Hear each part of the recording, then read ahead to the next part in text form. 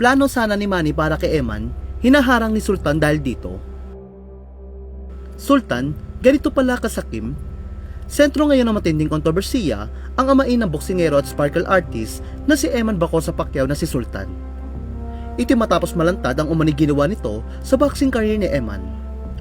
Kung matatandaan, marami ang humanga kay Sultan matapos mapanood ang interview ni Eman sa kapuso mo Jessica Soho.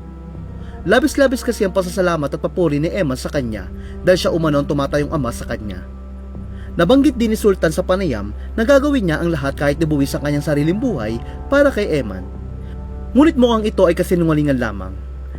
Binabatikos nga ngayon si Sultan matapos ibunyag ng asawa ng kambal ni Chinky na si Steve Humalon o Tibo ng PBB. Ang ginawang pagkokontrol ni Sultan sa boxing career ni Eman. Nagugat ang isyu ng akusahan ng maraming netizen si Manny na pinapabayaan si Eman.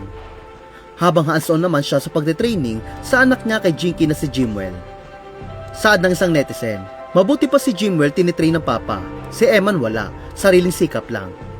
Hindi nga napigilan ni Steve na sagutin ang paratang ng mga netizen. Mariin niyang sinagot ang netizen at ipinagtanggol si Manny. Kung saan iginate niyang hindi raw alam ng publiko ang buong katotohanan.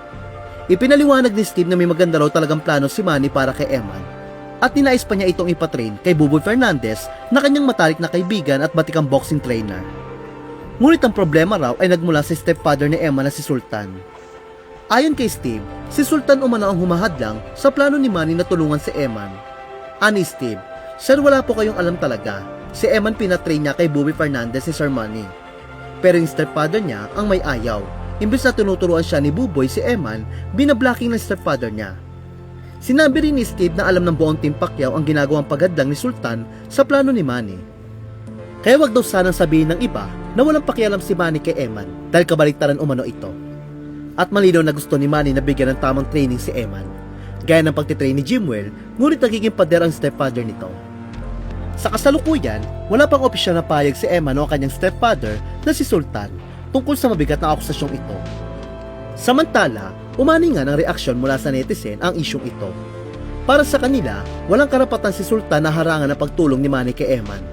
Lalo pat marami itong alam sa boxing at talagang matitrain nito na maayos si Eman. May ilan naman nagsabing kaya ayaw ipatrain ni Sultan si Eman sa ilalim ng Team Pacquiao dahil gusto niyang siya ang humawak sa karera ni Eman at kumita ng malaking pera mula sa mga laban nito.